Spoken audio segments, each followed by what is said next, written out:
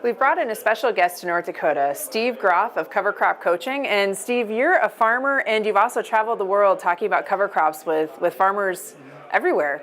Yeah, it's something that has been really fascinating for me because what I've learned in my farm in Pennsylvania, what I see around the U.S. and around the world, is there's a lot of similarities in the whole movement, if you will, of soil health and cover crops.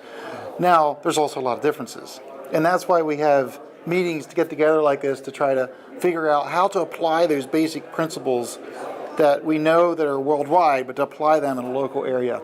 So what is your main message when it comes to those basic principles on getting farmers started with cover crops or using them effectively? I keep it pretty simple. I just try to encourage farmers wherever they're at to use a little less tillage and a few more cover crops. But it's all underlaid with trying to increase your diversity of species, which can involve both your cash crops and your cover crops. I like when you talked about how you include your cash crops as part of your diversity. And when you're thinking diversity, the soil doesn't know the difference between a cash crop and a cover crop. Basically, the biology within the soil is going to respond to diversity. So if you can expand that, and I like to challenge farmers that you got to think a little bit beyond corn and soybeans if you want some of these results that we're talking about.